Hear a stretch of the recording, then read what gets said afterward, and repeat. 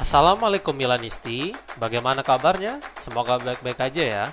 Kunjungi website kita di maksimalmilan.blogspot.com. Jangan lupa subscribe dan nyalakan lonceng notifikasi untuk terus mendapatkan berita terbaru seputar AC Milan, khusus Milanisti. Emiliano Allegri hanya fokus kepada AC Milan meskipun ada rumor Real Madrid. Menurut sebuah laporan, Corriere della Sera melaporkan bahwa Allegri fokus pada derby akhir pekan ini dan berusaha agar Diavolo dapat finish 4 besar Serie A. Dia menyatakan, "Saya sangat senang bisa kembali. Saya menghabiskan 8 tahun di Juve. Saya di posisi kelima di Milan. Kami juga bisa memiliki perjalanan yang signifikan di sini," ungkapnya. Allegri tahu betul bahwa satu tangan Inter telah meraih trofi Scudetto, tetapi dia tidak berniat untuk menyerah sebelum kompetisi berakhir.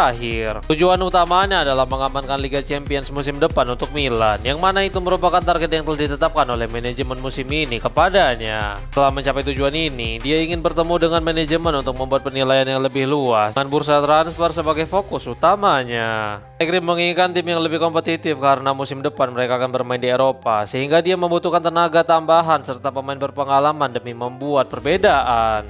Derby della Madonnina akhir pekan ini akan menjadi sangat penting bagi Christian Pulisic menurut sebuah laporan. Calciomercato.com melaporkan bahwa Inter telah unggul sejauh 10 poin di puncak klasemen sejak terakhir kali Diavolo mampu mengalahkan mereka dengan gol tunggal Pulisic. Ular telah meraih 14 kemenangan dari 15 pertandingan sejak kekalahan tipis dalam derby melawan Milan. Seiring berjalannya waktu, performa Pulisic terus menurun disebabkan karena masalah fisik yang terus mengganggu momentumnya selama beberapa bulan terakhir. Dia berjuang pulih dari cedera pergelangan kaki yang dideritanya saat membela timnas Amerika, kemudian cedera hamstring, yang terakhir adalah masalah radang lendir. Setelah kemenangan melawan Cremonese, staf pelatih berpendapat tentang Pulisic dengan mengatakan bahwa Christopher Nkunku lebih pantas mendapatkan kesempatan sebagai starter pada derby daripada kapten Amerika Serikat tersebut. Namun tampaknya Allegri tetap percaya dan dia telah berbicara kepada sang penyerang dalam beberapa hari terakhir. Bagaimanapun akan menjadi keputusan berani jika pada akhirnya Pulisic dicadangkan. Jadi jika dia kembali starter, maka ini akan menjadi kesempatan besarnya untuk membuktikan diri.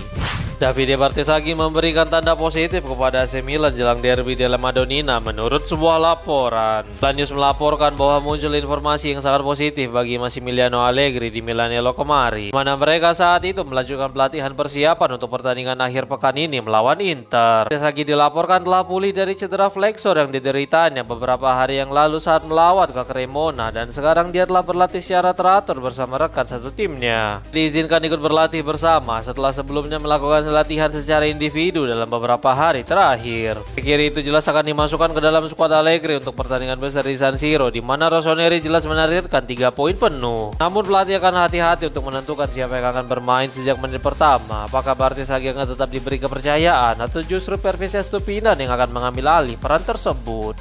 Meskipun derby akan tersaji pada akhir pekan ini, tetapi AC Milan dan Inter memiliki proyek bersama di luar lapangan menurut sebuah laporan. News mengutip Corriere dello Sport yang melaporkan bahwa Milan dan Inter telah sepakat untuk menandatangani akta untuk akuisisi Stadion San Siro serta daerah sekitarnya dengan biaya sekitar 197 juta euro dari tangan pemerintah kota Milano. Sejak kesepakatan itu, hubungan antara kedua klub menjadi semakin harmonis di tingkat manajemen, dengan Presiden Paolo Scaroni dan Giuseppe Marotta terus membagikan informasi terbaru terkait perkembangan pembangunan stadion baru untuk duo Milan itu. Bangunan kandang baru untuk Rossoneri dan Nerazzurri diharapkan dapat dimulai pada tahun 2027 dengan prediksi stadion baru dapat selesai pada tahun 2031 tepat saat kompetisi Euro 2032 resmi dimulai. Dua klub telah setuju untuk menunjuk Foster dan Manica untuk menjadi perancang proyek ambisius tersebut. Total biaya yang akan dikeluarkan oleh proyek ini sekitar 1,2 hingga 1,5 miliar euro, di mana stadion baru akan memakan dana sekitar 800 juta euro. Stadion baru akan memiliki kapasitas sekitar 71.500 kursi. Scaroni baru-baru ini berbicara tentang bagaimana stadion itu akan dibangun dengan cara vertikal demi menjaga para penggemar dapat lebih dekat dengan lapangan. Wait, sebelum lanjut ke berita selanjutnya, kalian jangan lupa ya guys, check out pakaian atau kebutuhan lebaran lainnya yang udah gua taruh di keranjang bawah ini. Mikayo Tomori mengenang bagaimana akhirnya dia berseragam AC Milan untuk lebih dari setengah dekade. Tomori diwawancarai oleh James Horncastle menjelang derby akhir pekan ini dan dia berbicara tentang penolakannya untuk kembali ke Premier League. Berikut beberapa komentar mantan bek Chelsea itu disampaikan melalui The Athletic. Saya menyukai makanan manis, saya tidak bisa berbohong. Sebenarnya ada kue kering Neapolitan, Tagliatella, saya sangat suka. Pada bulan Februari kami duduk di luar, Anda tidak bisa melakukan itu di London. Tidak benar-benar memahaminya, itu adalah momen nyata. Saya biasa menonton Maldini di TV, saya mendengar banyak tentangnya. Legenda Milan, dan dia seperti, ya kami ingin mengontrakmu untuk Milan. Ketika saya pertama kali datang, saya menandatangani kontrak pinjaman. Saya tidak pernah benar-benar tahu apa yang akan terjadi. Harusnya parade dilakukan 2 jam, kami akhirnya tetap di sana selama 5 jam karena ada begitu banyak orang di jalanan. Sampai di Duomo dan satu-satunya waktu yang kami lihat sebelumnya adalah dengan turis yang mengambil foto. Kami sampai di sana dan itu penuh. Anda tidak bisa melihat lantai. Itu hanyalah ada orang-orang, kembang api, dan kebisingan. Saya seperti, ini adalah institusi sepak bola yang nyata. Ini adalah gairah dan cinta yang nyata. Ungkapnya. Como Bonaventura resmi pensiun dan dia menyatakan bahwa AC Milan begitu spesial baginya. Ventura diwawancarai panjang lebar oleh La Gazzetta dello Sport sehari setelah dirinya mengumumkan pengunduran diri dari dunia sepak bola. Ikut beberapa komentar mantan gelandang rossoneri itu disampaikan melalui Milan Press. Sudah mengambil keputusan beberapa waktu yang lalu, tetapi saya tidak tahu perlu mengatakannya. Saya tahu saya telah berhenti, tetapi saya mulai menerima telepon dari teman-teman, agen saya, dan beberapa klub. Saya pikir itu benar untuk memberitahu semua orang. Saya pikir tahun pertama dan kedua bersama Milan adalah yang terbaik dalam karir saya. Saya juga merasakan beberapa momen bersama Atalanta dan Fiorentina. Dan untuk menentukan periode tersebut, mungkin ketika muda Anda akan lebih berani, tetapi ketika telah memiliki pengalaman, maka Anda akan menjadi pemain yang lebih baik. Antara usia 30 dan 32 tahun, saya merasa lebih percaya diri. Saya banyak bermain untuk Atalanta, Milan, dan Fiorentina. Untuk memutuskan, saya menghabiskan lebih banyak waktu di Milan, 6 tahun. Mungkin saya sedikit lebih terikat pada mereka. Atalanta dan Fiorentina juga merupakan pengalaman yang membantu saya berkembang pesat. Ungkapnya.